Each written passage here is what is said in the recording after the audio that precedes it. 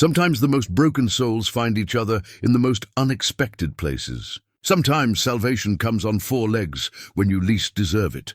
Bo Redding had been running from his past for 15 years in the Colorado mountains. This grizzled man with silver beard and weathered hands lived alone, checking trap lines and avoiding people.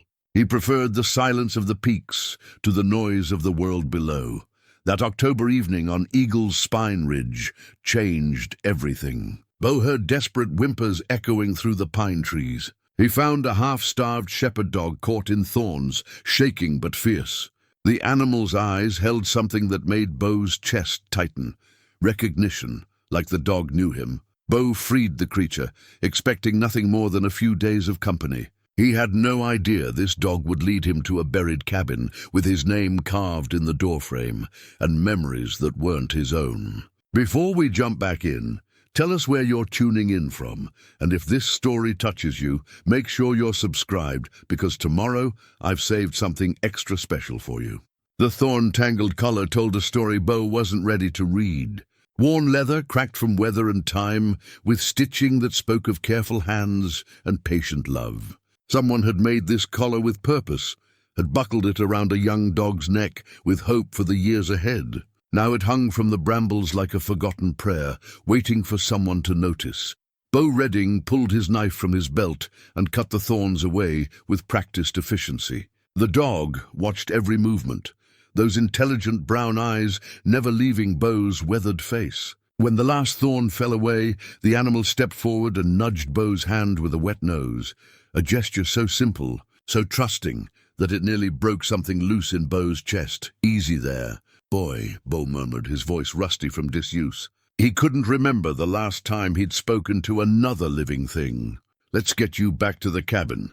The walk down Eagle's Spine Ridge took 40 minutes in good weather. Tonight, with the dog limping beside him and storm clouds gathering overhead, it stretched longer. Bo's cabin sat in a natural clearing, protected by towering pines that had weathered a century of mountain storms. He'd built it himself 15 years ago, when he first came to these peaks with nothing but grief and a desperate need to disappear. Inside, the cabin reflected the man who lived there. Functional, sparse, stripped down to necessities. A wood-burning stove dominated one corner, its cast-iron surface scarred from years of use. A single bed occupied another corner, military-tight and covered with wool blankets. Shelves lined the walls, holding tools, canned goods and medical supplies. The only decoration was his grandfather's compass, mounted on the mantel above the stove, though it hadn't pointed true north in years. Bo lit the oil lamp and examined the dog more carefully. German Shepherd, maybe 2 years old, lean from hunger but well-muscled underneath. No collar except the empty one they'd found in the thorns. No tags, no identification. The dog's coat was thick and healthy, despite his recent hardship, suggesting someone had cared for him properly before he'd gotten lost. "You're a long way from anywhere," Bo said, opening a can of beef stew. He spooned half into a bowl for the dog, who wolfed it down with grateful efficiency. "No roads up here for 50 miles. How'd you get so far out?" The dog looked up from his empty bowl, and for a moment Bo felt that strange recognition again. Something in those eyes seemed familiar, though he was certain he'd never seen this animal before. The feeling unsettled him, like remembering a dream you couldn't quite grasp. Bo's own meal tasted like ash, as most meals had for the past 15 years. He ate from habit rather than hunger, his mind wandering to the life he'd left behind. Sarah's laugh echoing through their kitchen in Denver. Tommy's excited chatter about baseball practice and school friends. The small house with yellow shutters where they'd planned to grow old together. The dog settled by the stove, but his eyes remained alert, watching Bo with an intensity that seemed almost human. Bo tried to ignore it as he cleaned the dishes and banked the fire for the night. Outside, wind howled through the pines, and the first drops of sleet tapped against the windows. "Storm's coming," Bo said to the dog, who lifted his head as if he understood perfectly. "You picked a good night to find shelter."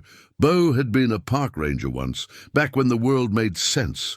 13 years protecting Colorado's wilderness, teaching city folk about leave-no-trace principles and search and rescue techniques. He'd loved the work, loved sharing his knowledge of the mountains with families who came seeking adventure.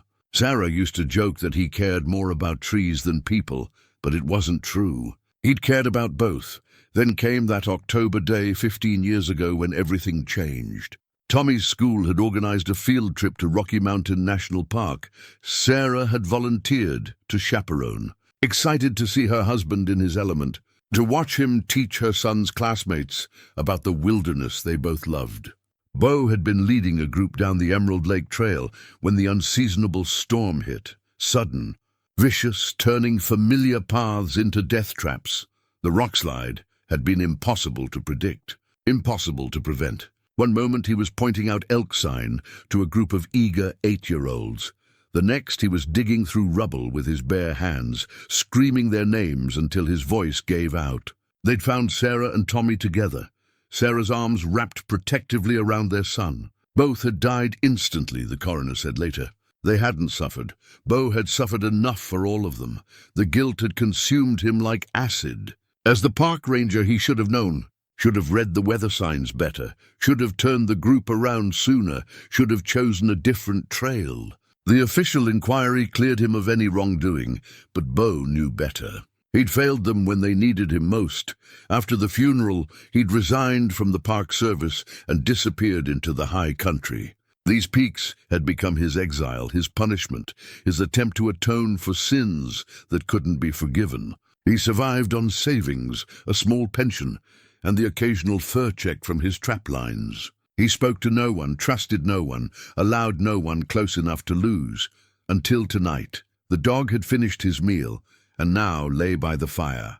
But his eyes remained fixed on Bo. There was something unnerving about that steady gaze, as if the animal could see straight through to the broken places Bo kept hidden. As if he understood the weight of 15 years' worth of guilt and regret. "What are you looking at?"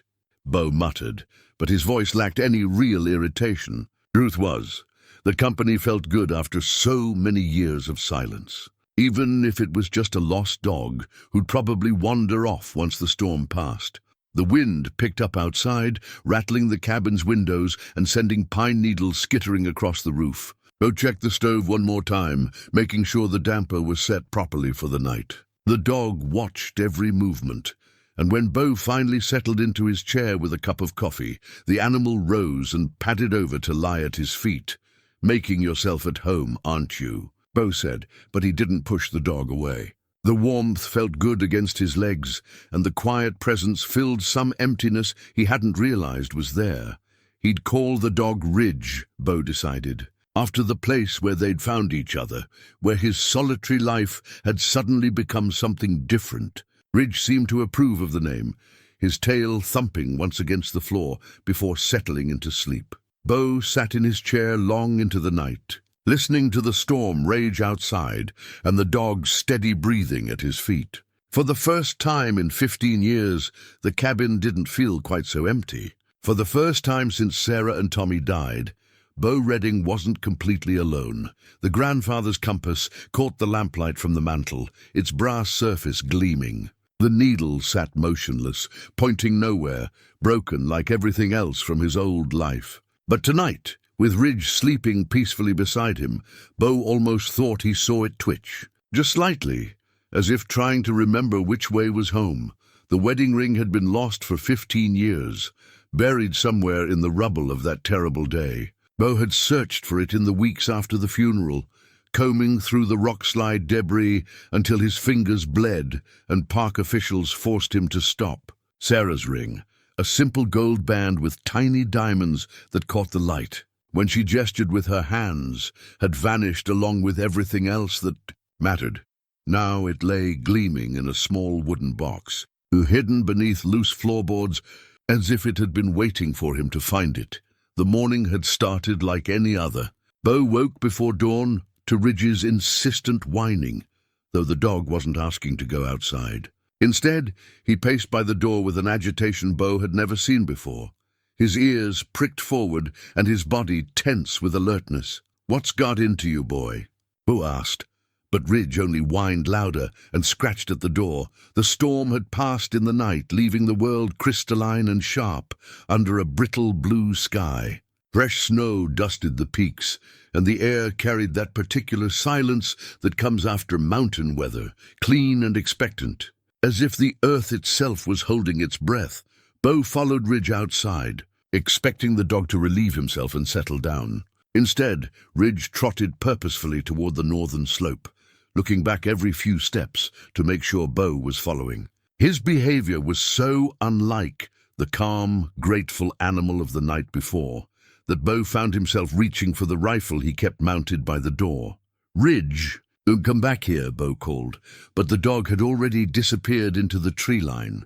Bo cursed under his breath and followed, his boots crunching through the thin layer of snow. The northern slope was tricky terrain, even in good weather, loose shale hidden under seemingly solid ground, ready to shift underfoot and send a man tumbling into the ravine below. He'd lost a good pair of boots to that slope 2 winters back and had no desire to lose anything more valuable. Ridge waited at the edge of a small clearing, his body rigid with concentration. Bo was about to scold him when he heard it, a deep rumble that seemed to come from inside the mountain itself. The sound rolled up from somewhere far below, growing louder with each passing second. Son of a... Bo grabbed Ridge and dove sideways just as the avalanche hit. The wall of snow and debris thundered past them, obliterating the path they'd been walking moments before. Trees snapped like matchsticks, boulders the size of automobiles tumbled past, and the air filled with a roar that drowned out thought itself. Bo pressed himself against a granite outcropping, shielding Ridge with his body as the mountain remade itself around them. When the rumbling finally stopped, Bo's ears rang with silence. Where there had been a gentle slope moments before, now there was only a raw scar of exposed rock and churned earth. The avalanche had carved a new path down the mountainside, taking out everything in its way. "How did you know?" Bo whispered to Ridge, who looked up at him with those 2 intelligent eyes. "How did you know it was coming?"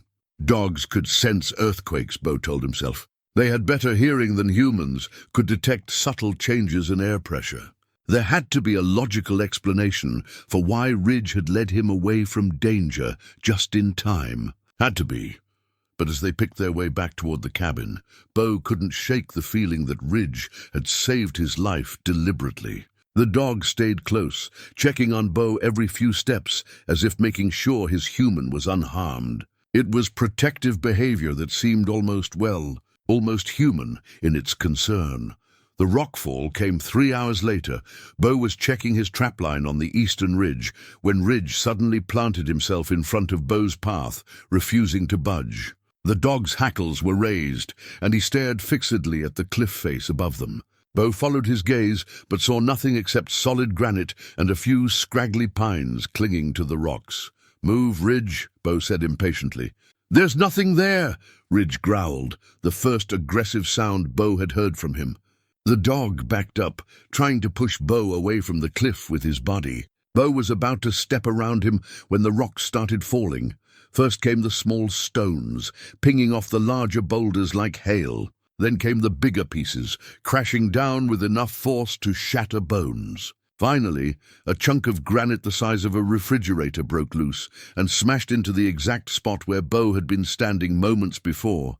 "Jesus," Bo breathed, staring at the destruction. Without Ridge's warning, he would have been crushed. No question about it. The dog was already moving again, trotting back toward the cabin with an air of satisfied purpose. Bo followed on unsteady legs, his mind reeling with questions he couldn't answer.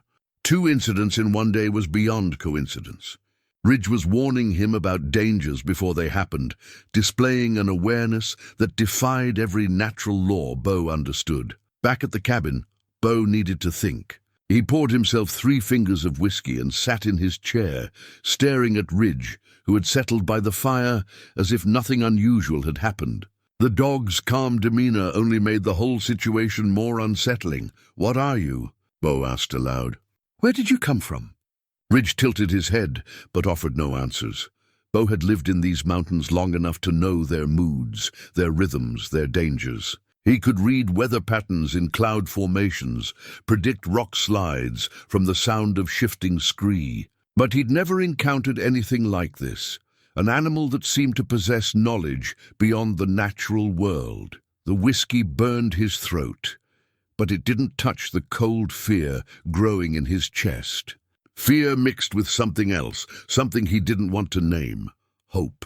For 15 years, he'd lived with the crushing weight of failure, the knowledge that he'd failed to protect the people who mattered most. Now this strange dog was protecting him, keeping him safe from dangers he couldn't see coming. Maybe he was losing his mind. Maybe the isolation had finally driven him over the edge, and he was imagining supernatural abilities in a perfectly ordinary dog. Maybe, but the avalanche had been real. The rockfall had been real, and Ridge's warnings had saved his life both times. Bo finished his whiskey and decided to search the cabin, looking for anything that might explain the dog's presence. He'd lived here for 15 years, knew every board and nail in the structure. But tonight, driven by whiskey and desperation, he looked deeper. That's when he found the loose floorboards. Hidden beneath them was a small wooden box, old and weathered but perfectly preserved. Bo's hands shook as he lifted the lid, and his heart stopped when he saw what lay inside. Sarah's wedding ring glinted in the lamplight, exactly as beautiful as the day he'd slipped it onto her finger.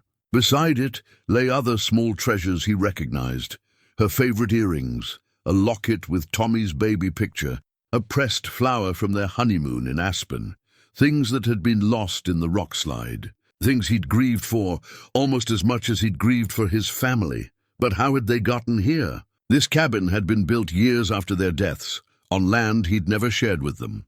There was no way these items could have found their way into his floorboards, unless they'd been waiting for him to find them. Bo sank to his knees beside the box. Sarah's ring clutched in his trembling fingers. 15 years of carefully controlled grief came pouring out all at once, great gasping sobs that shook his whole body. He cried for Sarah's laugh and Tommy's smile, for Sunday mornings and Christmas dinners and all the ordinary moments that had made up their life together. He cried for the future they'd never have, for the grandchildren he'd never meet, for the love that had been ripped away too soon.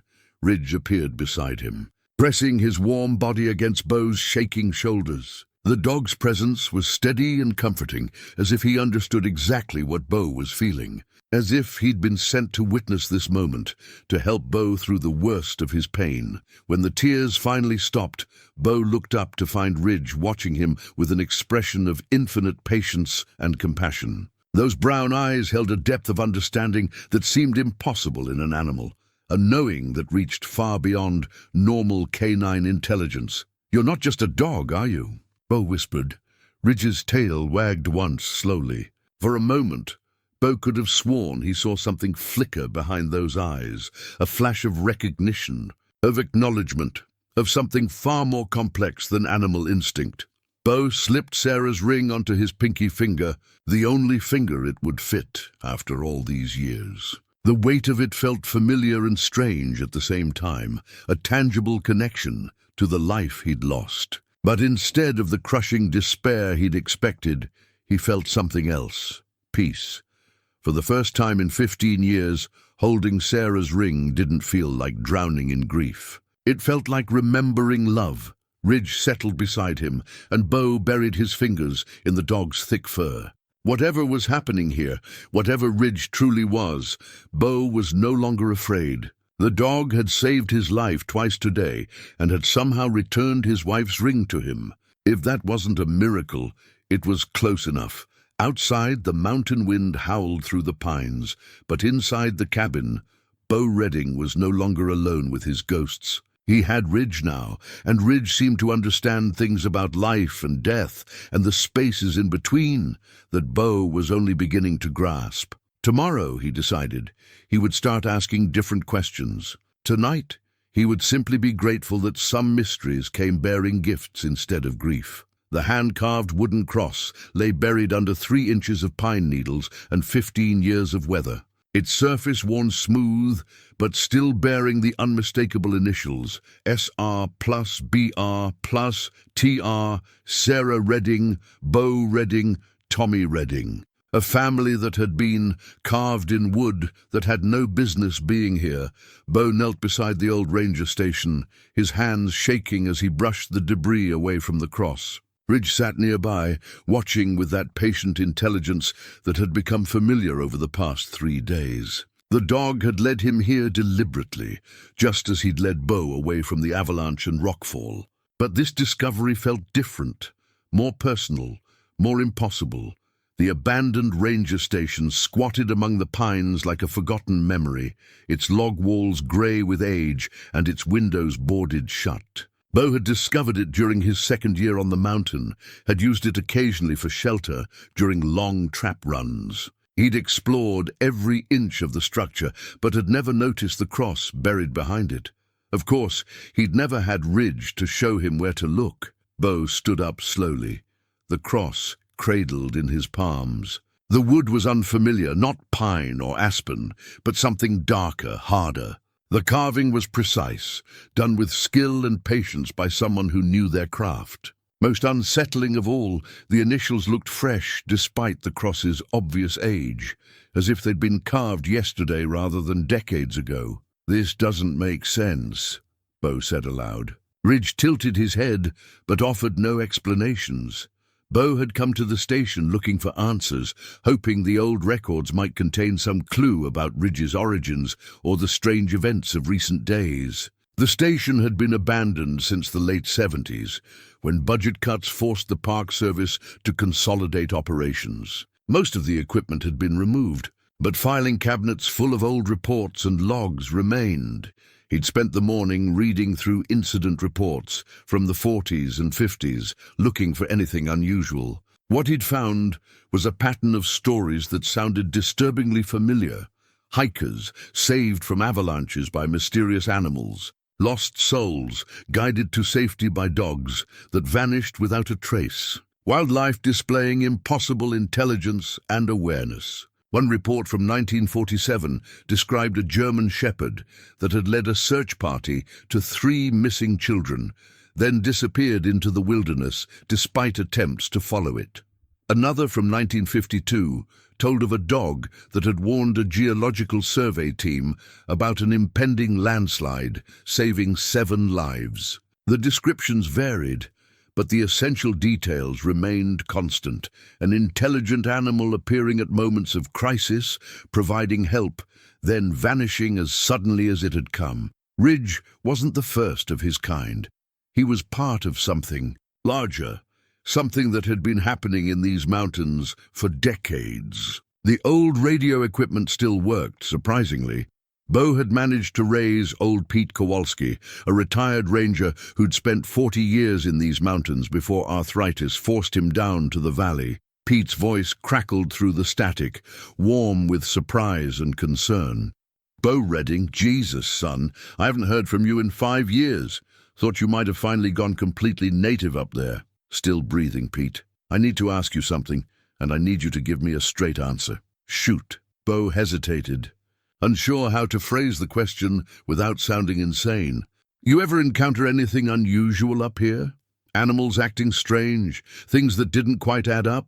The silence stretched long enough that Bo wondered if the connection had been lost. Finally, Pete's voice came through, quieter than before. "What kind of unusual are we talking about, Bo?" "Dogs. Shepherds, specifically, appearing when people are in trouble, then disappearing." Another long pause. When Pete spoke again, his voice carried a weight that hadn't been there before. "There's things folks don't talk about, Bo. Things that happen up in the high country that don't make sense to people living down in the valley. I learned a long time ago that some questions are better left unasked. I'm asking anyway."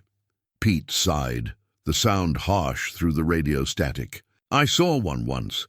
Back in '73, during that late blizzard that caught everyone by surprise. I was leading a rescue team looking for some college kids who'd gotten lost on the Continental Divide. We'd been searching for 2 days, running out of time and hope. What happened?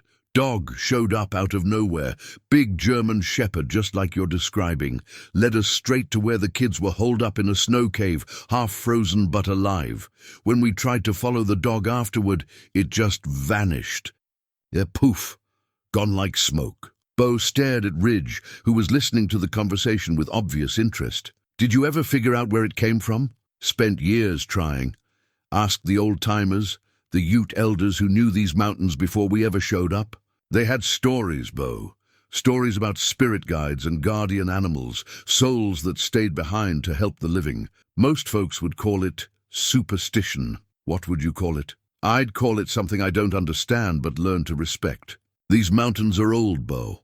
Older than our science, older than our need to explain everything. Sometimes you just have to accept that some things exist beyond our understanding. The radio crackled, and Pete's voice became urgent. Bo, why are you asking about this? You encounter something up there? Bo looked at Ridge, who was watching him with those two intelligent eyes. Yeah, Pete, I think I did. Be careful, son. Whatever you're dealing with, it chose you for a reason. Don't take that lightly. The radio connection faded into static, leaving Bo alone with his thoughts and the wooden cross that shouldn't exist. He walked back to where Ridge waited, the dog's presence somehow more significant now that he understood the pattern. Ridge wasn't unique. He was part of a tradition, a guardian force that had been protecting people in these mountains for generations. But why Bo? What made him special enough to deserve supernatural intervention? The answer, he suspected, lay in the cross. Someone had carved his family's initials into this wood, had buried it behind the ranger station where only Ridge would know to find it. Someone who knew about Sarah and Tommy, who understood the depth of Bo's grief and guilt. As they walked back toward the cabin, Ridge leading the way with confident steps, Bo felt the first stirrings of something he hadn't experienced in 15 years. Purpose.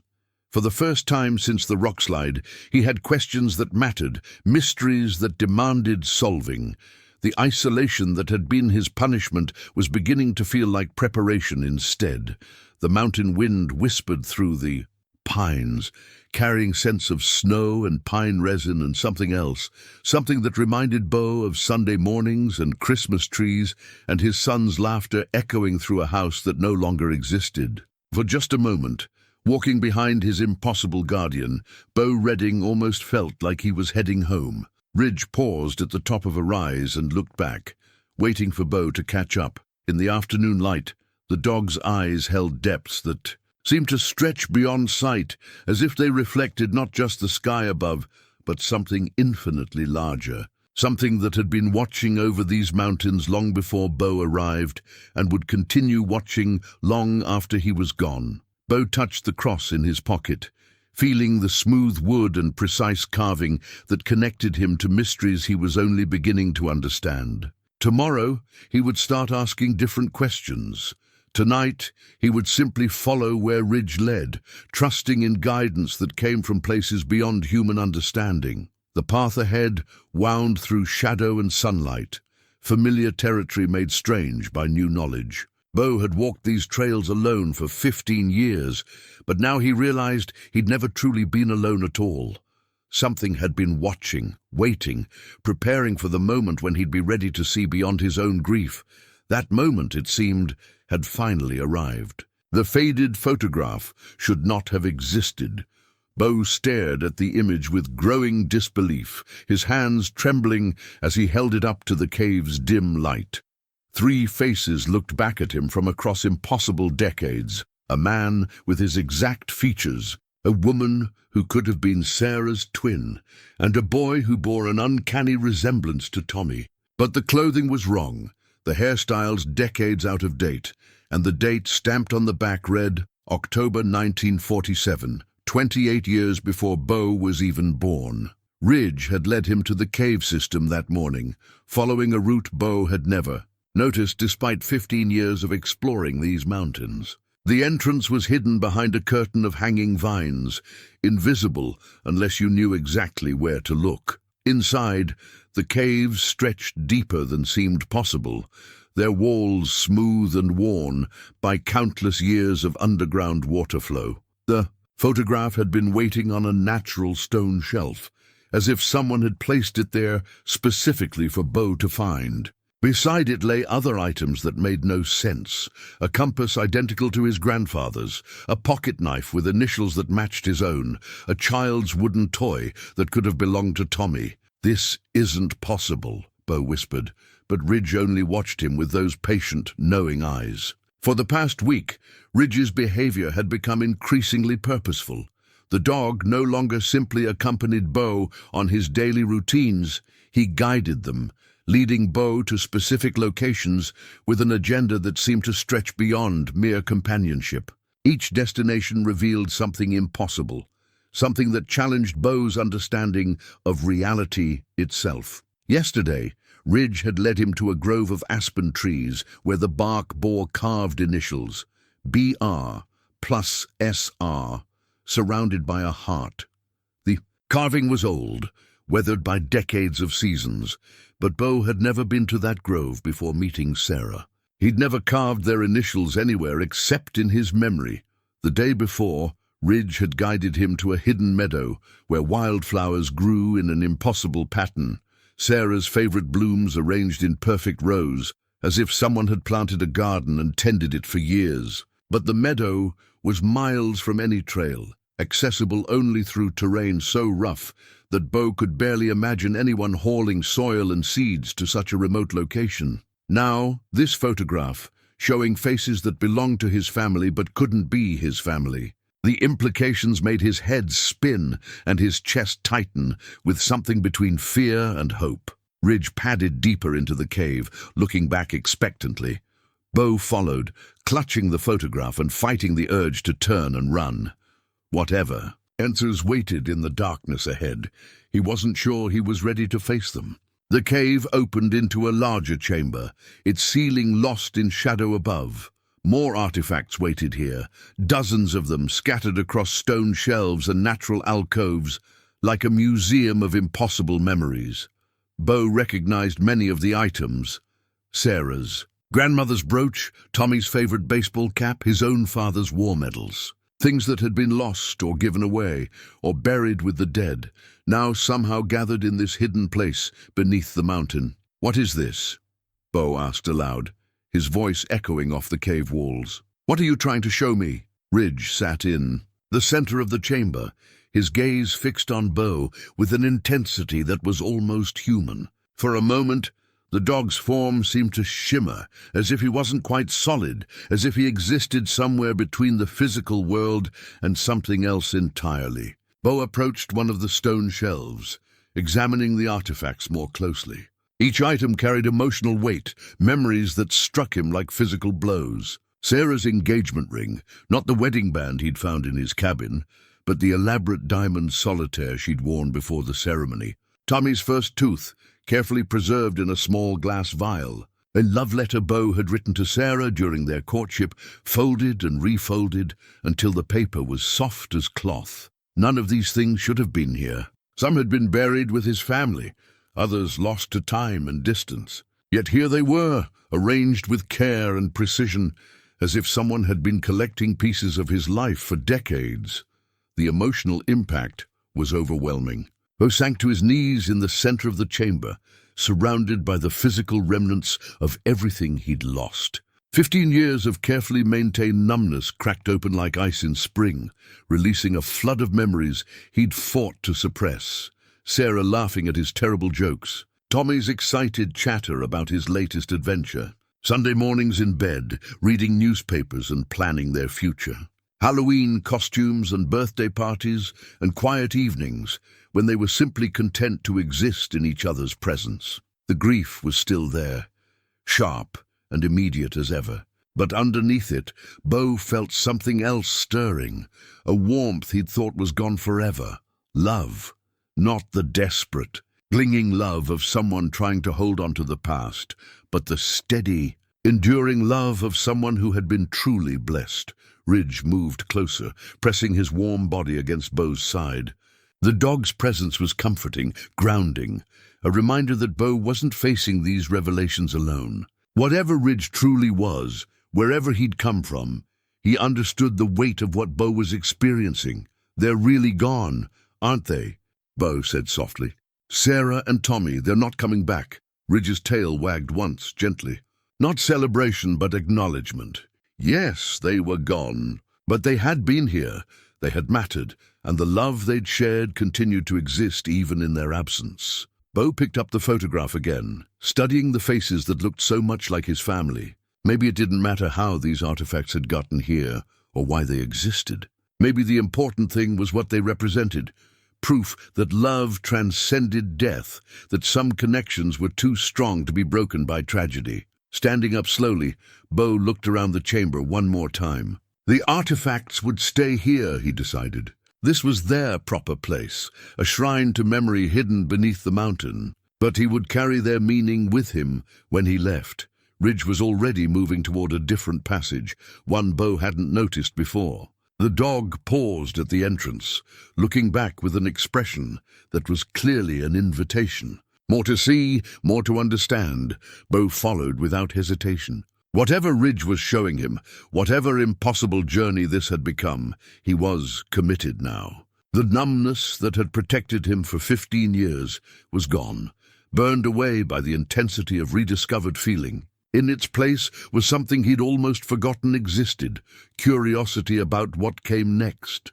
The passage led upward, climbing toward what Bo hoped was daylight. Behind them, the chamber of artifacts settled back into darkness, holding its treasures and memories safe for the next time someone needed to remember that love was stronger than loss. Ridge's form moved ahead of him like a beacon, leading him toward answers he wasn't sure he was ready to hear. But ready or not, Bo Redding was finally moving forward instead of hiding from the past. And for the first time in 15 years, that felt like progress. Tommy's baseball glove lay on a boulder beside Crystal Lake, oiled and supple, as if it had been used yesterday. The leather was perfectly conditioned, the pocket formed by thousands of catches, the laces tight and ready for action. Stitched into the thumb was Tommy's name, in his own careful 8-year-old handwriting. Each letter painstakingly formed with a permanent marker. Bo picked up the glove with shaking hands, bringing it to his face to breathe in the familiar scent of leather and childhood dreams. This was impossible on so many levels that he'd stopped trying to count them. Tommy had never been to Crystal Lake. The family had never hiked this far into the wilderness together. The glove had been buried with Tommy, clutched in his small hands as he lay in his casket, yet here it was, warm from the morning sun, as real as the mountain air filling Bo's lungs. Ridge sat nearby, watching Bo's reaction, with that patient intelligence that had become both comforting and unnerving. Over the past 2 weeks, the dog had led Bo to increasingly impossible discoveries, artifacts and memories scattered across the mountain like breadcrumbs, leading toward some ultimate revelation. Crystal Lake reflected the morning sky like polished glass, its surface broken only by the occasional rise of a trout seeking insects. Bo had been coming to this lake for years, finding peace in its isolation and beauty. He'd never noticed the boulder before, though he was certain he'd explored every inch of the shoreline. "How is this happening?" Bo asked aloud, clutching the glove to his chest. "How are these things getting here?" Ridge tilted his head but offered no answers. The dog's silence had become another constant, as if he understood Bo's questions perfectly, but knew the answers had to come from somewhere else. Bo slipped his hand into the glove, feeling how perfectly it fit despite being sized for a child. For a moment he could almost hear Tommy's voice calling from across their backyard in Denver, asking Bo to play catch before dinner. The memory was so vivid it made his chest ache with longing. Tommy had loved baseball with the pure passion that only 8-year-olds could muster.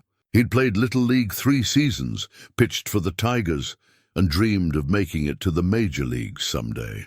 His room had been decorated with posters of Colorado Rockies players, and he'd fallen asleep each night listening to games on his transistor radio. The night before the school trip that changed everything, Tommy had made Bo promise they'd practice his curveball when they got home.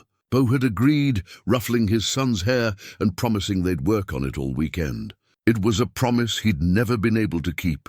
Bo closed his eyes and let the memories flow, not the terrible final day, but the thousands of good days that had come before. Teaching Tommy to throw a fastball, cheering from the bleachers as his son connected with his first home run, the proud grin on Tommy's face when he'd successfully caught a pop fly that would have been impossible just months before. The grief was still there, sharp and immediate, but wrapped around it was something else. Gratitude for the time they'd had, appreciation for a love that had been real and meaningful even if it had been cut short. Tommy had existed, had mattered, had brought joy to the world during his brief time in it. Ridge stood and moved to the edge of the lake, his reflection wavering in the gentle current. The dog's patience seemed infinite, as if he had all the time in the world to wait for Bo to process what he was experiencing. "You're not really a dog, are you?" Bo said, though he already knew the answer. "You're something else." Someone else. Ridge's tail wagged once, a gentle acknowledgement. In the morning light, his form seemed less solid somehow, as if he existed in multiple dimensions simultaneously. Bo had the unsettling sense that he was seeing only part of Ridge's true nature, that the dog form was simply the shape his mind could accept. Bo walked to the lake's edge, still holding Tommy's glove. The water was crystal clear, revealing the rocky bottom and the schools of small fish that darted between the stones. For the first time in 15 years, looking at this perfect natural beauty didn't fill him with guilt for being able to appreciate it while his family could not. Instead, he felt something that might have been peace. Tommy would have loved this place, would have spent hours trying to catch the fish with his bare hands, while Sarah laughed at his determination. The thought brought sadness, but it was a clean sadness, uncomplicated by self-recrimination. "I miss them," Bo said to Ridge. "Every day, I miss them so much it feels like drowning." Ridge padded over and pressed against Bo's leg, offering wordless comfort. The dog's warmth was real and immediate, a reminder that Bo wasn't completely alone, even in his grief. They stayed by the lake for most of the morning, Bo lost in memories while Ridge kept patient watch. The sun climbed higher, warming the air and bringing the mountain alive with birdsong and the rustle of small creatures in the underbrush. It was the kind of perfect day that Sarah and Tommy would have treasured, full of simple beauty and peaceful silence. When they finally headed back toward the cabin, Bo carried Tommy's glove with him. Unlike the other artifacts, this one felt like it was meant to come home. He could display it on his mantle, a reminder not just of loss, but of love. A tangible connection to the son who had brought such joy to his life. The walk back took them through terrain that seemed both familiar and strange. Ridge led the way along paths Bo was certain he'd never seen before, yet every turn felt like coming home. The dog moved with absolute confidence, as if he'd traveled these routes countless times. As they crested the final ridge before the cabin, Bo paused to look back at the landscape they'd covered. From this height, he could see Crystal Lake glinting in the distance, the cave system where he'd found the photograph, the grove where their initials had been carved into aspen bark, all of it connected by trails that seemed to exist specifically for his journey. "You've been planning this for a long time, haven't you?" Bo said to Ridge. "All of it. The avalanche warning, finding Sarah's ring, leading me to these places. You've been trying to heal something in me." Ridge looked up at him with those infinite brown eyes, and for just a moment, Bo saw something flicker behind them. Not just animal intelligence, but something deeper, recognition, love. The patient understanding of someone who had been waiting a very long time for Bo to be ready for this journey. The cabin came into view as they rounded the last bend, solid and welcoming in the afternoon light. Home. For the first time since building it, the word felt right. Not a hiding place or a punishment, but simply home. Bo fingered Tommy's glove as they approached the door, feeling the worn leather and remembering his son's excitement about the game.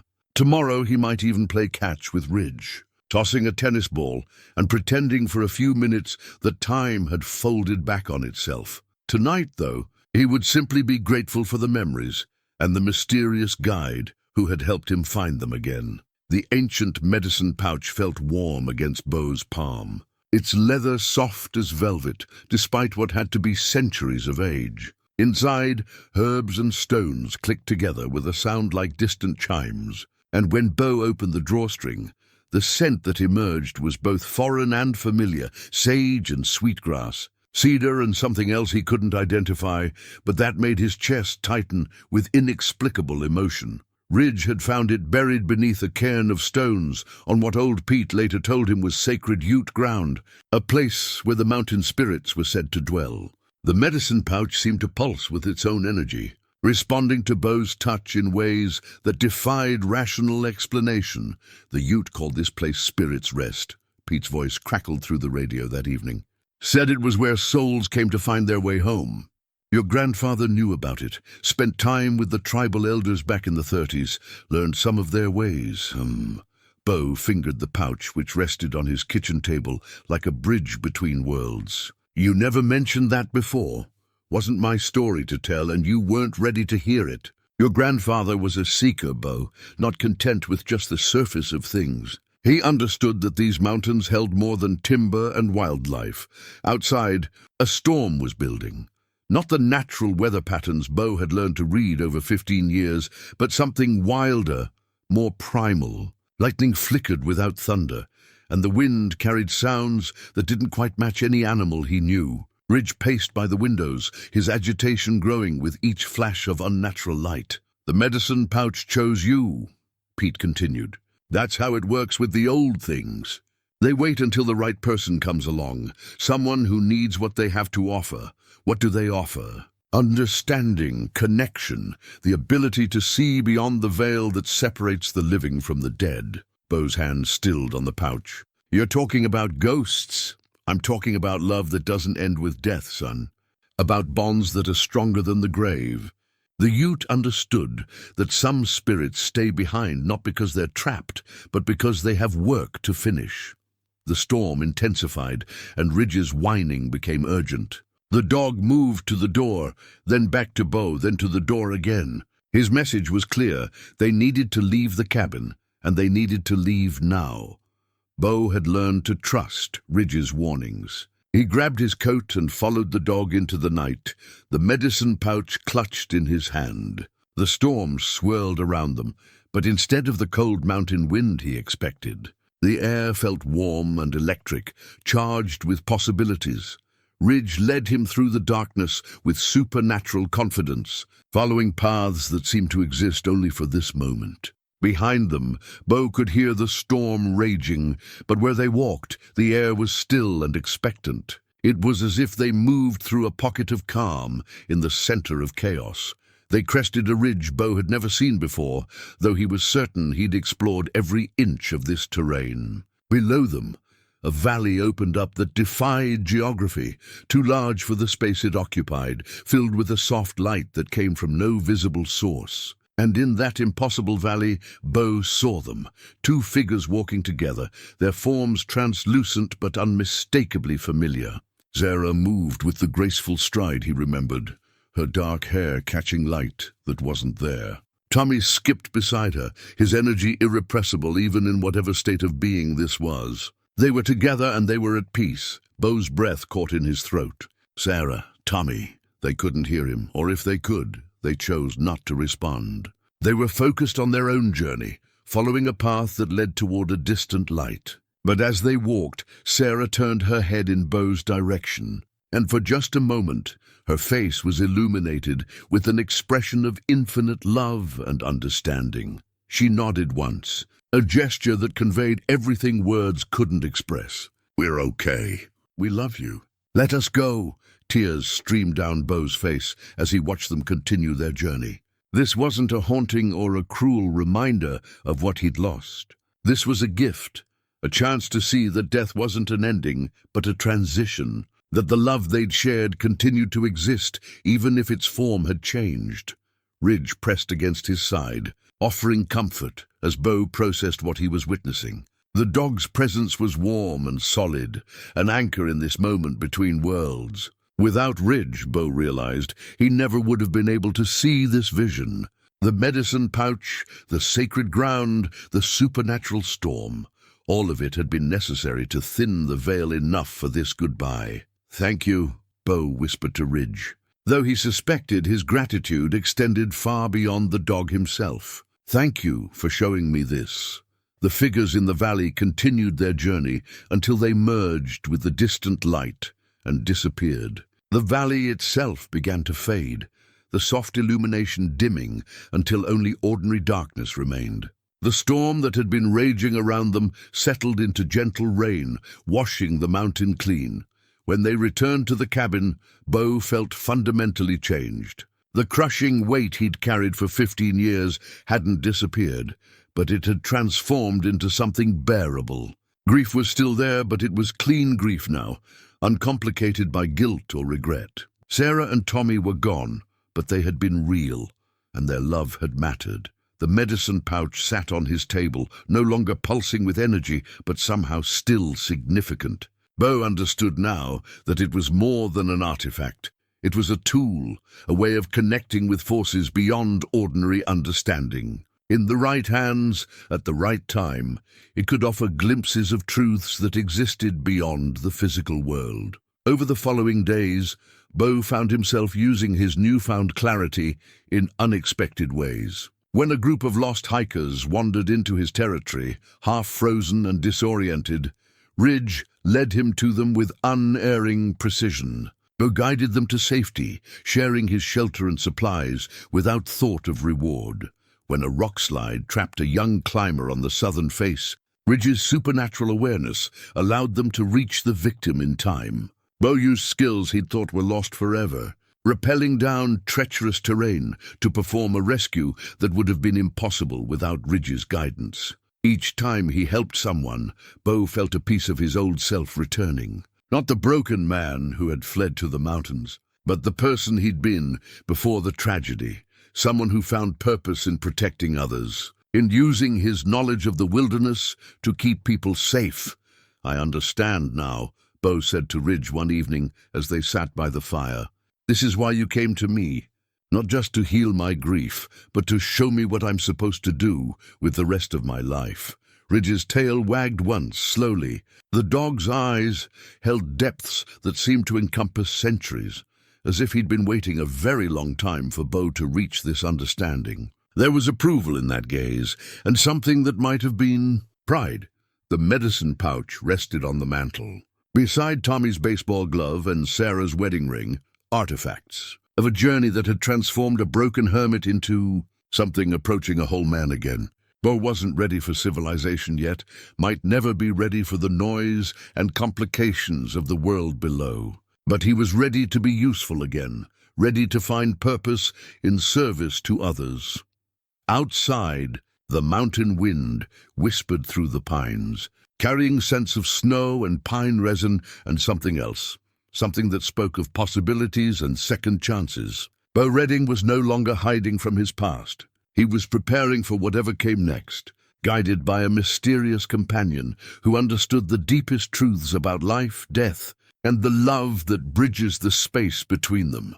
Bo's own handwriting stared back at him from the journal pages, but the words described experiences he'd never lived, dates he'd never been on the mountain. Entry after entry detailed rescues he'd never performed, conversations with Ridge spanning decades, encounters with lost souls seeking guidance home. The diary was written in his distinctive scrawl, worn from years of use, but it told the story of a life he'd never lived, until now.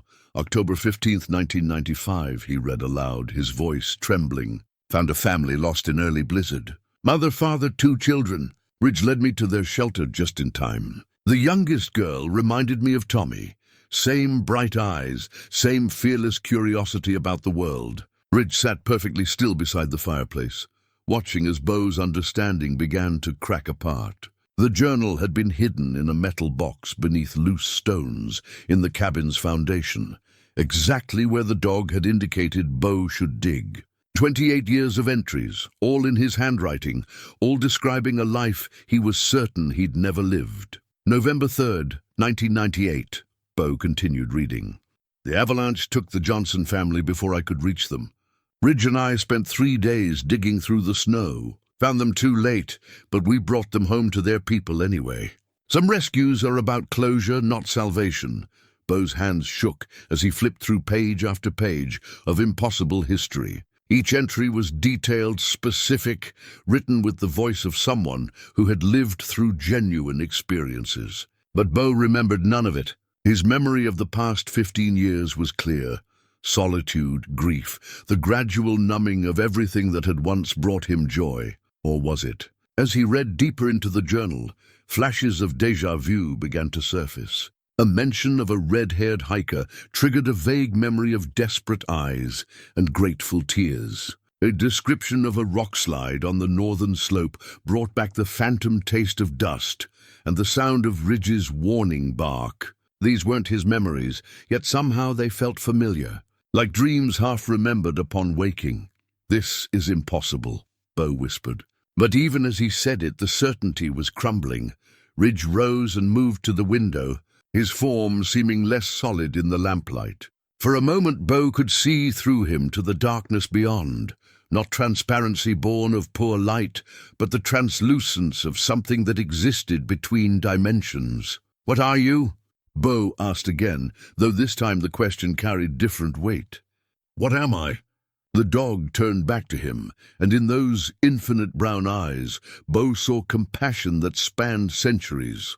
Ridge approached slowly, and when he placed his paw on Beau's knee, the touch carried a shock of recognition that went deeper than memory. Images flooded Beau's mind, not his own experiences, but knowledge that had been buried beneath layers of protective delusion. The rock slide hadn't just killed Sarah and Tommy, it had killed him too. The search and rescue team had found 3 bodies that day, not 2.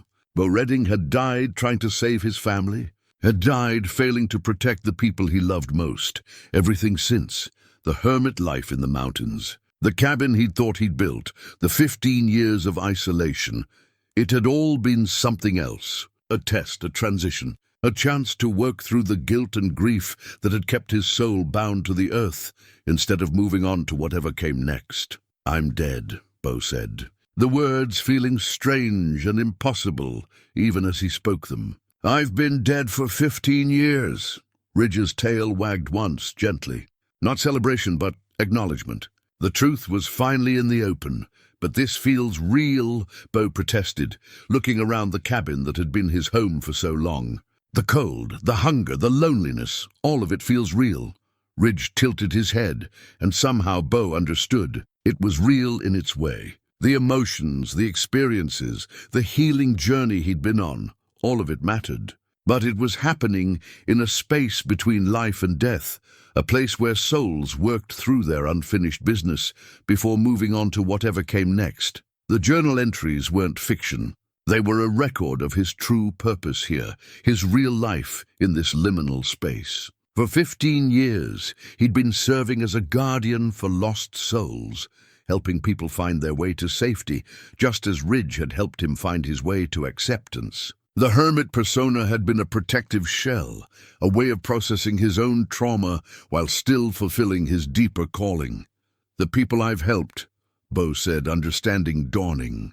"They were all real?"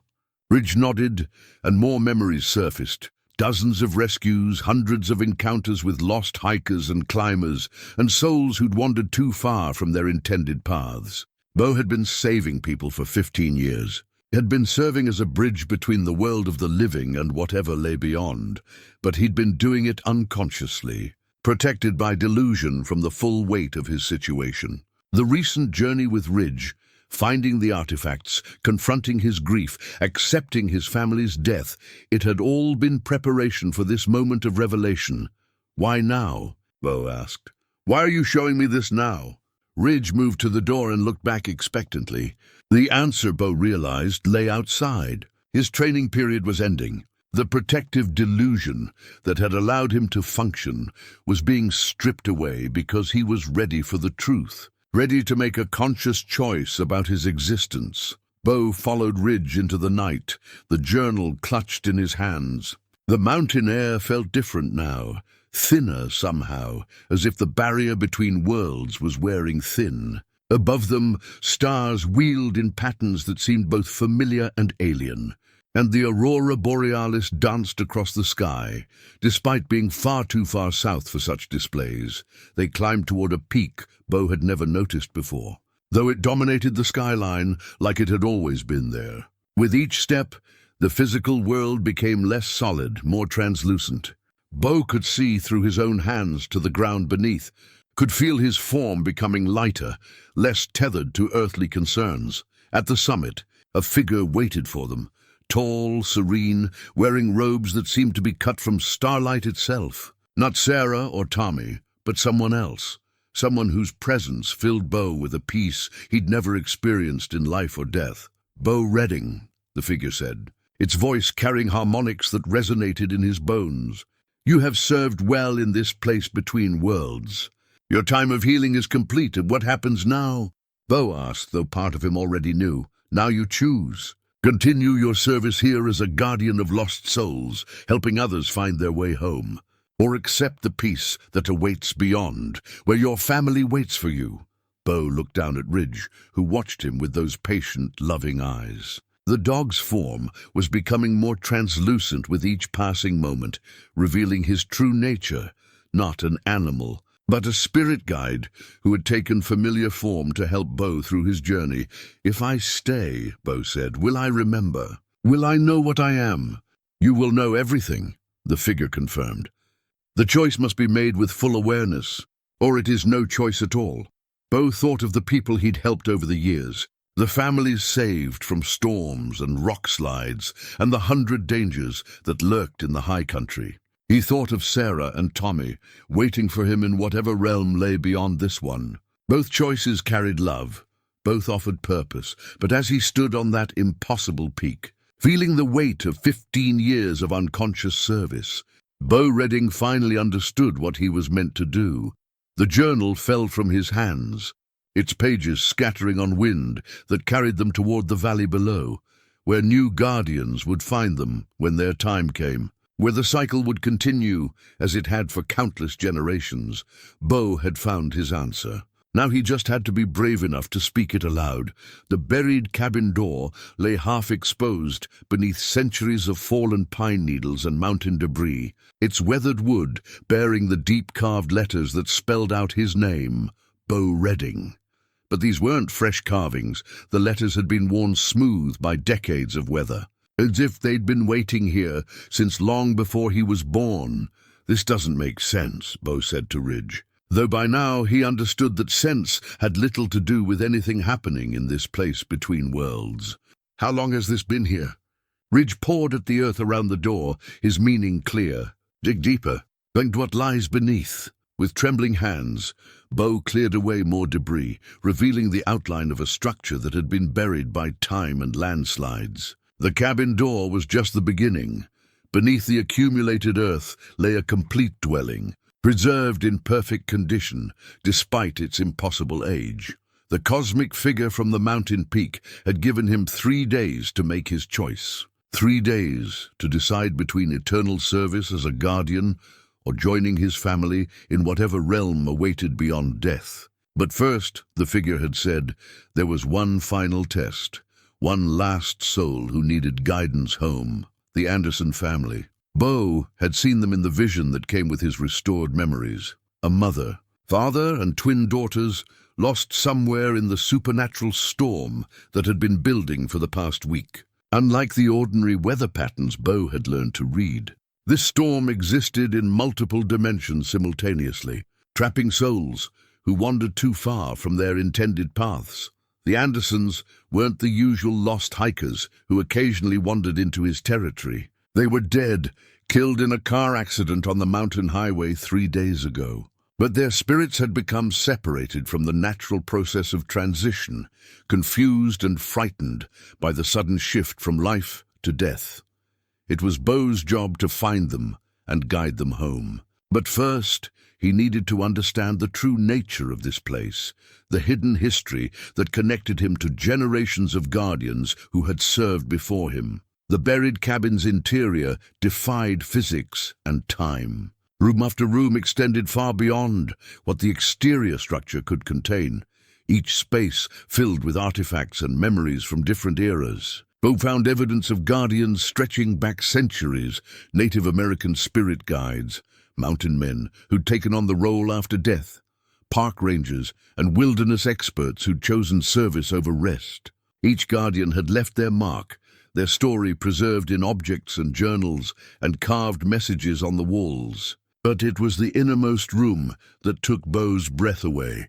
The walls were covered with photographs, hundreds of them, showing the souls who had been guided home over the decades. Families lost in storms, children who'd wandered too far from camp, climbers caught in avalanches, all saved by guardians who had given up their own eternal rest to serve others.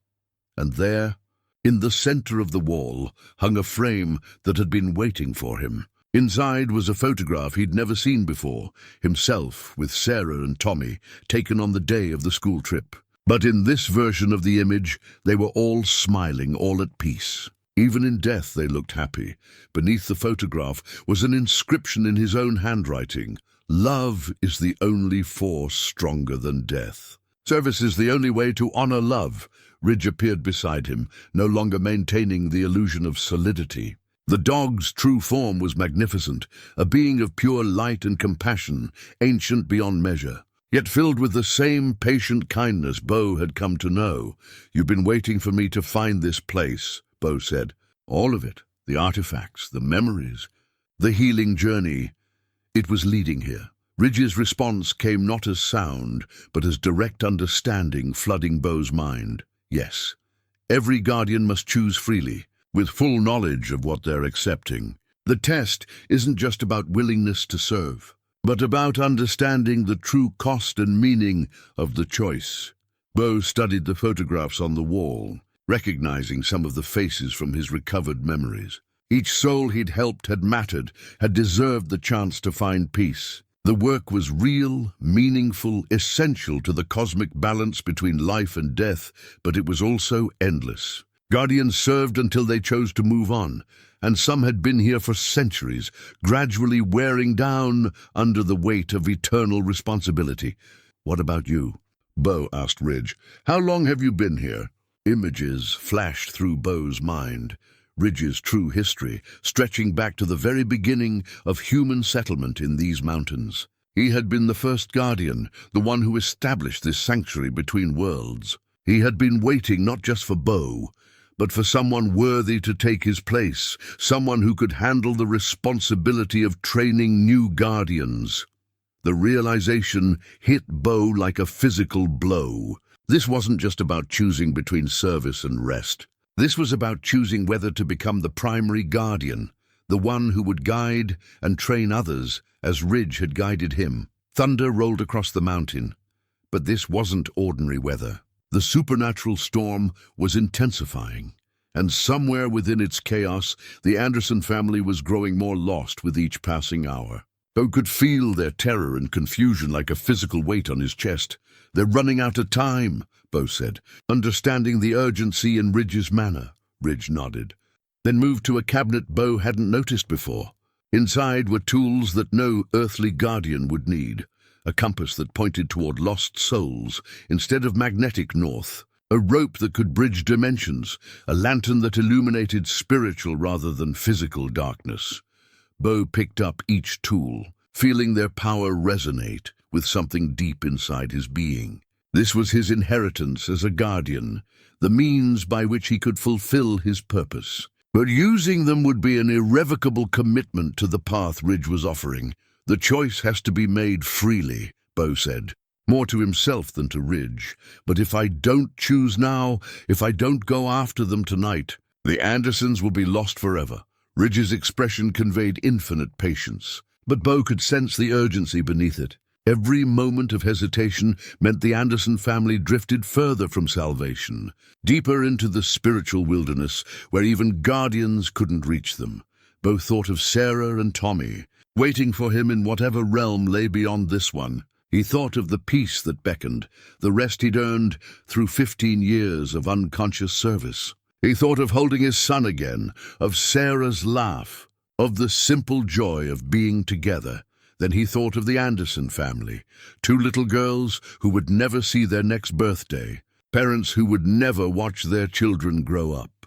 He thought of all the souls who would become lost in the years to come, all the families who would need guidance through the dark passages between life and death.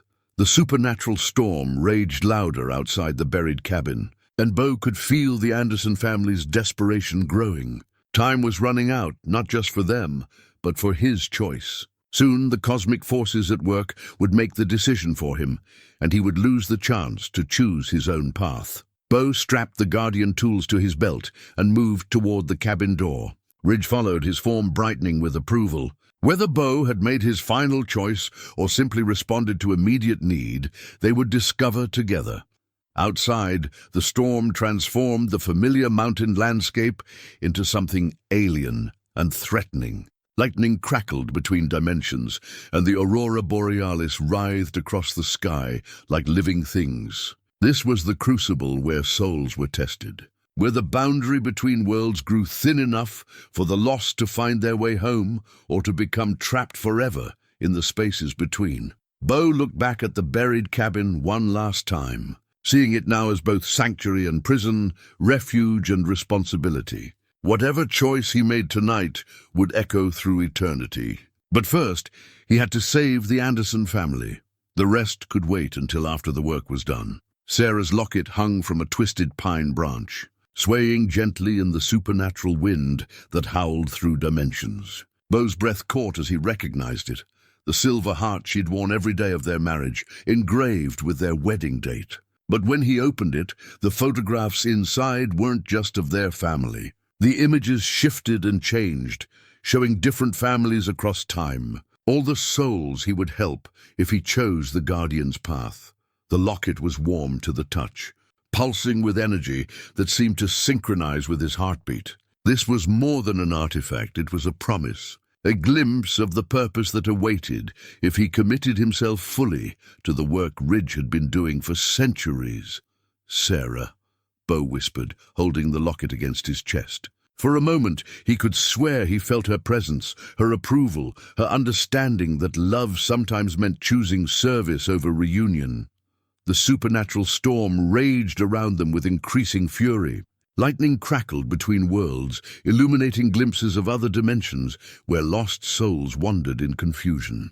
The Anderson family was out there somewhere, growing more frightened with each passing moment as they struggled to understand what had happened to them. Ridge materialized beside him, his form shifting between the familiar dog shape and something far more magnificent, wings of pure light, eyes that held the wisdom of ages, a presence that commanded both awe and comfort. In his true form, Ridge was beautiful beyond description, a being of such power and compassion that Bo felt humbled just witnessing it. "Show me where they are," Bo said, clipping the locket to his belt beside the other Guardian tools. Ridge's response came as images flooding. Bo's mind, a family of 4, huddled beneath an overturned car on a stretch of highway that existed in multiple dimensions simultaneously. They had died in the crash, but didn't understand their new state. Clinging to the familiar even as reality shifted around them, the mother, Patricia Anderson, held her twin daughters close, trying to shield them from wind that cut through their forms like knives. The father, Michael, stood guard over his family with desperate futility, unable to protect them from dangers he couldn't comprehend. They were trapped in a loop of their final moments, replaying the accident over and over, unable to accept the truth of their situation. Each repetition pulled them deeper into the spiritual wilderness, further from the path that would lead them home. Bo had perhaps an hour before they would be lost beyond all hope of rescue. The Guardian's compass spun wildly in his hand before finally settling on a direction that led directly into the heart of the storm. Bo shouldered his pack and stepped forward, feeling the mountain solid beneath his feet one moment and insubstantial the next. Reality flickered like a broken film reel, showing him glimpses of the Anderson family's last moments, mixed with visions of other rescues from across the centuries. Ridge moved ahead of him, his luminous form cutting through the dimensional chaos like a beacon. The path they followed existed in multiple states simultaneously, sometimes a familiar mountain trail, sometimes a highway slick with rain. Sometimes something that wasn't quite either, but partook of both. The storm tested Beau's resolve with each step. Phantom voices called his name, Sarah begging him to come home, Tommy asking why he wouldn't play catch anymore. The voices were designed to break his concentration, to make him doubt his purpose here.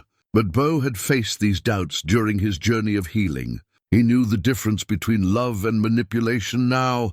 "I'm coming," he called to the Anderson family, though he wasn't sure they could hear him. "Hold on, help is coming."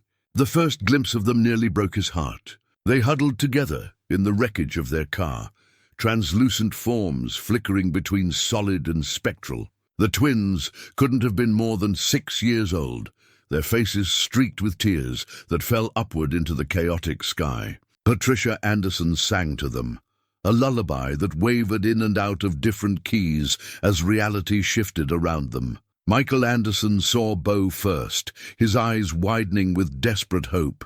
"Thank God. Are you with the rescue squad? We've been trying to call for help, but our phones don't work.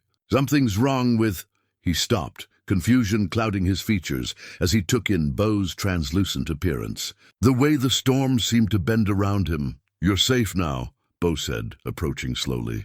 "I'm here to help. Who are you?" Patricia asked, clutching her daughters tighter. "How did you get here?" The road was blocked. Beau knelt beside them, understanding flooding through him as he saw their situation clearly. They were replaying their final moments, trapped in the trauma of their deaths. The car crash had been real, but it was over. They needed help accepting what had happened and moving on to whatever came next. "My name is Beau Redding," he said gently, "and I need you to listen very carefully. You were in an accident, a bad one, but you're safe now, all of you. The girls," Michael said, his voice breaking. "Are they hurt?" "They were in their car seats when the truck hit us. I tried to swerve, but there wasn't time. They're not hurt," Beau assured him. "None of you are hurt anymore."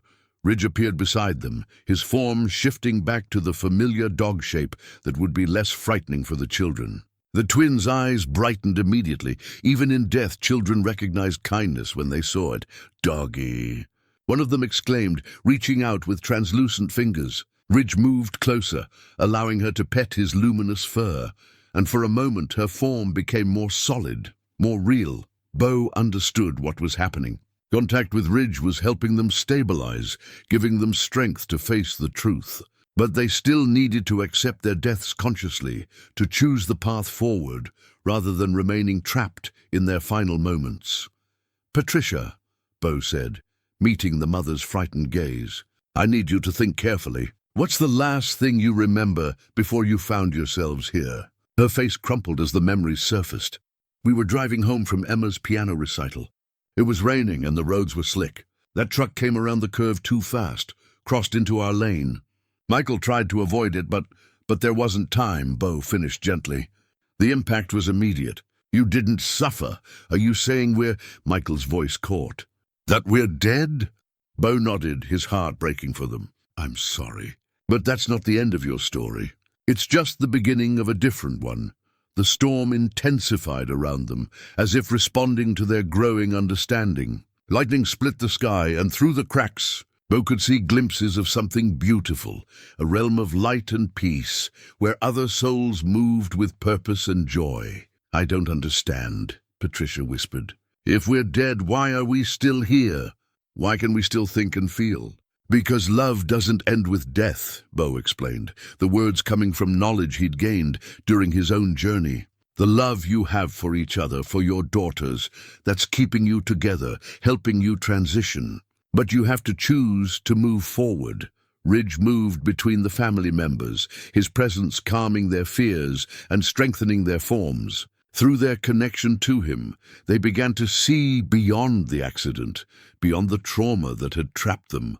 "Where do we go?" one of the twins asked, her voice small but curious rather than frightened. Beau smiled, pointing toward the cracks of light in the storm clouds. "Home! To a place where families are never separated, where love is the only thing that matters." But even as he spoke, Beau felt the weight of his own choice pressing down on him. To guide them fully to that realm of light, he would have to make his own decision. Stay as guardian, or follow them into whatever lay beyond. The Anderson family looked to him with trust and hope, waiting for him to lead them home. And Bo Redding finally understood that some choices could only be made in the crucible of serving others. The golden key materialized in Bo's palm as the Anderson family began to understand their situation. Its metal warm with otherworldly energy. This was the final tool, the most important one, the key that could open doorways between the realm of the lost and the realm of eternal peace. But using it required a guardian to make the ultimate sacrifice, to choose eternal service over personal rest. "I can see something," Patricia Anderson whispered, her eyes fixed on the cracks of light that had begun to appear in the storm clouds above them. "There's someone there waiting for us." Bo followed her gaze and saw them too, figures of pure light standing at the threshold between worlds. Patricia's mother, who had died 5 years earlier. Michael's father, lost to cancer the previous winter. And behind them, countless other souls who had crossed over before, all waiting to welcome the Anderson family home. "Grandma?" one of the twins whispered, her translucent form brightening with recognition and joy, but the doorway remained closed, blocked by the family's lingering attachment to their earthly existence. They could see their destination, but couldn't reach it without help. That's where the golden key came in, and where Bo's choice would finally be made. Ridge appeared beside him in his magnificent true form, wings of light spread wide against the storm. When he spoke, his voice resonated with the authority of centuries spent in service. "The key opens the door," Ridge explained, his words reaching not just Bo, but the Anderson family as well. "But the one who uses it must remain behind to ensure safe passage. The guardian becomes the anchor between worlds." Bo understood. Using the golden key would save the Anderson family, would guide them safely to the realm where their loved ones waited. But it would also bind him permanently to his role as guardian, ending any possibility of joining Sarah and Tommy in the afterlife. "There has to be another way," Michael Anderson said, having overheard Ridge's explanation. "We won't let you sacrifice yourself for us. We'll find another path." But Bo could see the truth in Ridge's ancient eyes. There was no other path, not for souls as lost as the Anderson family had become. They had been trapped too long, had sunk too deep into the spiritual wilderness. Without the key, they would fade away completely, lost forever in the spaces between worlds. "It's not a sacrifice," Bo said, the words feeling true as he spoke them. "It's a choice, and it's mine to make." He thought of Sarah and Tommy, of the peace that awaited him beyond the veil. The longing for reunion was still there, sharp and immediate. But stronger than that, longing was something else. The understanding that love meant more than personal happiness. Love meant service, protection, putting others' needs before your own. Sarah would understand. She had always understood that his deepest calling was to help people, to use his knowledge of the wilderness to keep others safe. Tommy would be proud of his father for choosing to help other children, other families who needed guidance home. The golden key grew warmer in Bo's hand, responding to his growing resolve. Around them, the supernatural storm began to calm, as if sensing that the moment of decision had arrived. "Bo," Ridge said quietly, "are you certain? Once the key is used, there is no going back. You will become what I have been, guardian, guide, protector of lost souls. The work is endless, the responsibility eternal." Bo looked at the Anderson family, at the two little girls who reminded him so much of Tommy with their bright curiosity and resilience. He thought of all the other families who would become lost in the years to come, all the souls who would need guidance through the dark passages between life and death. "I'm certain," Bo said, and meant it completely. He stepped forward and inserted the golden key into a lock that existed in the air itself, turning it with steady hands despite the magnitude of what he was choosing. The doorway blazed open, revealing a realm of such beauty and peace that even looking at it brought tears to his eyes. The Anderson family's forms became solid and radiant as the doorway opened for them. Patricia and Michael took their daughters' hands, all of them glowing with the joy of homecoming. The figures of light on the other side reached out in welcome, family reunited, love eternal and unbroken. "Thank you," Patricia said to Bo, her voice filled with gratitude that seemed to encompass lifetimes. "We'll never forget what you've done for us." "Remember to look out for each other," Bo replied. "That's all that matters in any world." The Anderson family stepped through the doorway together, moving toward their waiting loved ones with steps that grew lighter with each moment. As they crossed the threshold, their forms became pure light, indistinguishable from the realm that welcomed them home. But the doorway remained open, held stable by Bo's choice and the power of the golden key. Through it, he could see other figures moving in the distance, Sarah and Tommy among them, watching with expressions of infinite love and understanding. Sarah stepped closer to the threshold, close enough that Bo could see her smile, could feel the warmth of her approval. She placed her hand against the barrier between worlds, and for a moment, Bo felt her touch against his own palm. "I'm proud of you," she said, her voice carrying across dimensions. "This is who you were always meant to be." Tommy appeared beside her, grinning with the boundless enthusiasm Bo remembered so well. "Dad, you're gonna help so many people. That's so cool." The sight of them filled Bo with a peace he'd never experienced, even in life. They were happy, they were together, and they understood his choice. The guilt that had driven him to these mountains was finally completely gone, replaced by purpose and certainty. "I love you both," Bo called across the divide. "Always, always," Sarah replied, and then she and Tommy stepped back into the light, knowing that their love would endure even across the separation. The doorway began to close as the Anderson family completed their journey, the golden light fading until only ordinary storm clouds remained. But the key in Bo's hand had transformed, becoming a permanent part of him, a tool he would carry for as long as souls needed guidance home. Ridge approached, his magnificent form beginning to fade as his long service finally came to an end. "The mountains are yours now," he said, his voice filled with satisfaction and relief. "Use them well." "Wait," Bo called. But Ridge was already dissolving into light, becoming one with the eternal realm he had helped so many others reach.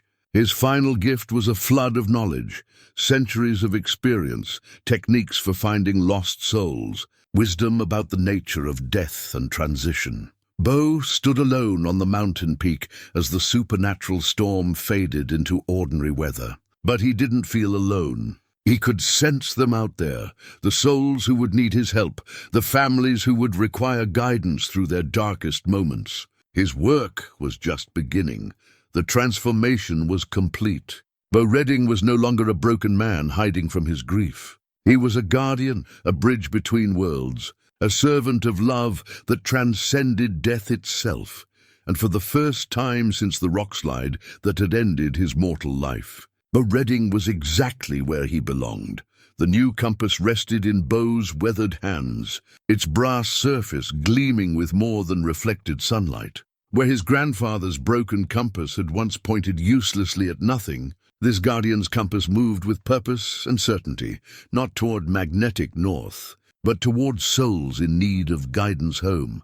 3 months had passed since Ridge transferred his ancient responsibility to Bo. 3 months of learning to navigate his new existence as guardian of the mountain realm between worlds. The compass had appeared on his mantle the morning after his choice, alongside Tommy's baseball glove and Sarah's wedding ring, artifacts of his human life that now served as reminders of why his eternal service mattered. This morning, the compass needle pointed steadily northeast, toward Copper Canyon, where a young climber named David Chen had fallen to his death 2 days earlier. Like so many others, David's spirit had become confused in the transition, unable to accept his fate and move on to whatever waited beyond. He was Bo's responsibility now, another lost soul who needed guidance through the dark passages. Between life and death, Bo tucked the compass into his jacket and set out across terrain that had become both more familiar and more mysterious since his transformation. The mountains existed in multiple dimensions simultaneously now, showing him paths that had always been there, but invisible to mortal eyes. Stone formations that had seemed solid revealed themselves as doorways. Alpine lakes reflected not just sky, but glimpses of other realms where souls found their final rest. The work was exactly what Ridge had promised: endless, challenging, essential. Each lost soul presented a unique puzzle, their attachment to earthly existence manifested in different ways. Some, like the Anderson family, needed help accepting their deaths. Others clung to unfinished business, unable to move on until they found resolution.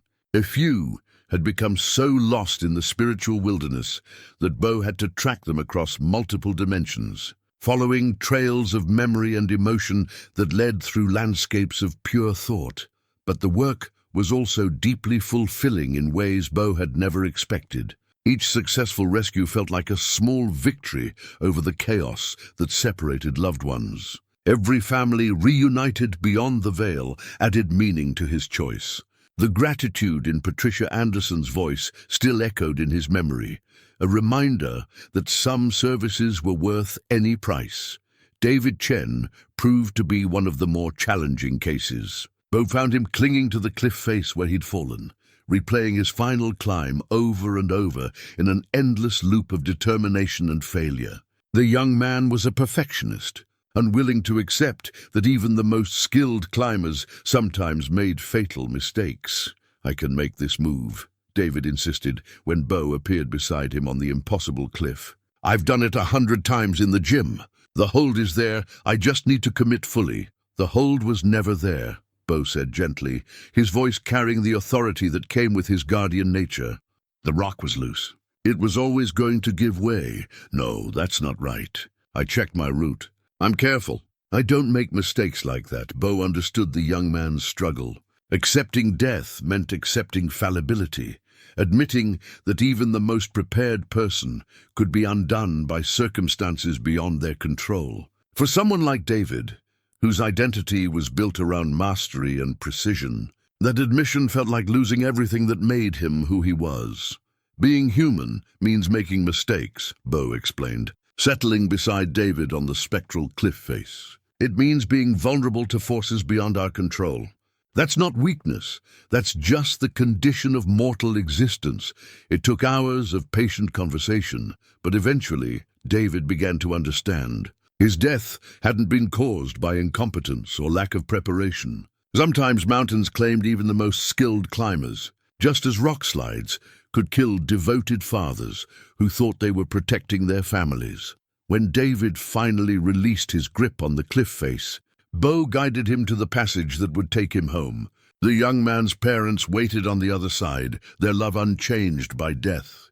Another successful rescue, another family reunited, walking back toward his cabin as evening painted the peaks gold and crimson. Bo reflected on how much had changed since that October night when he'd found Ridge caught in the thorns. The mountain that had been his exile had become his purpose. The isolation that had been his punishment transformed into service. He was no longer the broken man who had fled to these peaks 15 years ago. The guilt that had consumed him was gone, replaced by understanding and acceptance. Sarah and Tommy were at peace, and their love continued to guide him even across the divide between worlds. His human life had ended in tragedy, but his existence as guardian was filled with meaning. The compass in his pocket gave a gentle pulse, alerting him to another soul in need somewhere to the south. Tomorrow would bring new challenges, new opportunities to serve. The work would never end, but Bo had found something in eternal service that he'd never achieved in mortal life. Perfect alignment between his deepest nature and his chosen purpose. Back at the cabin, Bo lit the oil lamp and opened the journal where he recorded each rescue, each lesson learned in his guardian service. The pages were filling quickly with stories of souls found and families reunited, a growing testament to the impact one person could have when they chose service over self-interest. Outside, Aurora Borealis danced across the sky despite being far too far south for such displays, a reminder that the normal rules didn't apply in this place between worlds. The lights swirled in patterns that seemed almost like writing, messages from the realm beyond where souls found their eternal rest. Bo smiled as he recognized some of the patterns. Sarah and Tommy, sending their love across impossible distances. Ridge, checking in on his successor. The Anderson family, adding their gratitude to the cosmic conversation. All the souls he'd helped over the months, their continued existence proof that death was transition rather than ending. The compass on his mantle caught the lamplight, its needle steady and true. Somewhere out there, another lost soul was waiting for guidance home. Tomorrow, Bo would answer that call, as he would answer all the calls that came after. He had found his true calling at last, not as Bo Redding the park ranger, not as Bo Redding the broken hermit, but as Bo Redding the guardian, the bridge between worlds, the servant of love that transcended death itself. The mountain wind whispered through the pines, carrying promises of souls to save and purposes to fulfill. Bo Redding closed his journal and prepared for sleep, content in the knowledge that when morning came, he would once again have the chance to prove that some bonds were stronger than death, some love more powerful than loss. In the realm beyond the veil, Sarah and Tommy watched their husband and father with infinite pride, knowing that he had finally found his way home, not to them but to himself, to the man he was always meant to be. The compass needle twitched slightly, pointing toward tomorrow's purpose. Bo smiled and settled into sleep, ready for whatever challenges the dawn might bring, to a guardian who had learned that the greatest adventures began not with seeking glory for yourself, but with choosing to serve something larger than your own desires. The story had ended where it began, with a lost soul finding salvation. The difference was that now Bo understood. Sometimes the soul that needed saving was your own, and sometimes the only way to find it was by helping others find theirs.